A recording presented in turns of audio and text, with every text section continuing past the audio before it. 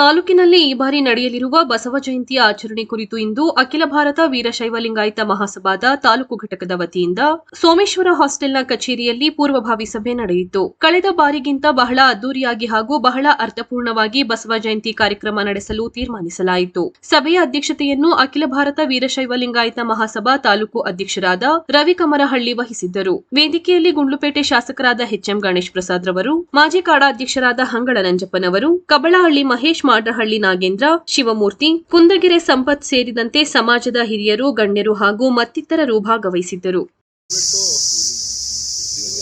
ಜಿಲ್ಲೆ ಕಾರ್ಯಕ್ರಮಕ್ಕೆ ಕೈ ಮುಗಿದು ಕೇಳ್ತಾ ಇದ್ದೀನಿ. ನಿಮ್ಮ ತಾಲೂಕಿನಲ್ಲಿ ಬಸವ ಜಯಂತಿ ಇಟ್ಕೋಬೇಡಿ. ನಮಗೆ ನೀವು ಎಷ್ಟು ಸಾಧ್ಯವೋ ಅಷ್ಟು ನಮಗೆ ಕೈ ಜೋಡಿಸ್ರೆ ಜಿಲ್ಲೆಯಲ್ಲಿ ಒಂದು ಅದ್ದೂರಿ ಬಸವ ಜಯಂತಿ ಆಯ್ತಾ ಅಂತ ನಾನು ನಮ್ಮ ತಾಲೂಕು ಅಧ್ಯಕ್ಷರನ್ನ ಕೇಳ್ಕೊಂಡಾಗ ಆಯ್ತು, ನೀವು ಬಂದು ಕೂಡ ಮಾತಾಡಿ ನಾವು ಪೂರ್ವಭಾವಿ ಕರೆದಿದ್ದೀವಿ ಅಂತ ಹೇಳಿದ್ರು.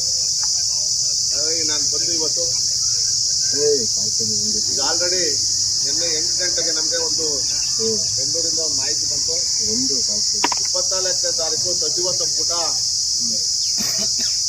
ಮಲೆ ಮಹದೇಶ್ವರನ ಬೆಟ್ಟದಲ್ಲಿರೋದ್ರಿಂದ 25ನೇ ತಾರೀಕು ಬೆಳಿಗ್ಗೆ, ಶುಕ್ರವಾರ ಬೆಳಗ್ಗೆ 11:15 ಗಂಟೆಗೆ ಮುಖ್ಯಮಂತ್ರಿಗಳು ಸನ್ಮಾನ್ಯ ಸಿದ್ದರಾಮಯ್ಯನವರು ಬಸವೇಶ್ವರರ ಸ್ಟ್ಯಾಚ್ಯೂನ ಉದ್ಘಾಟನೆ ಮಾಡ್ತಾರೆ ಅಂತ ನಮಗೆ ಒಂದು ಮನವಿ ಬಂದಿದೆ. ಹಾಗಾಗಿ 25ನೇ ತಾರೀಕು ಕೂಡ ನೀವು ಬರಬೇಕು. ಯಾಕಂದರೆ ಅವತ್ತಿನ ದಿನ ಉದ್ಘಾಟನೆ ಇದೆ. CM ಸಿದ್ದರಾಮಯ್ಯನವರು ಬಸವೇಶ್ವರರ ಪ್ರತಿಮೆಯನ್ನು ಉದ್ಘಾಟನೆ ಮಾಡುತ್ತಾ ಇದ್ದಾರೆ.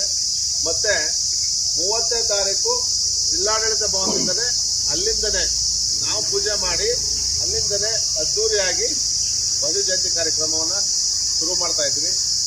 ಅದಕ್ಕೆ ದಯವಿಟ್ಟು ಗುಂಡ್ಲುಪೇಟೆ ತಾಲೂಕಿನ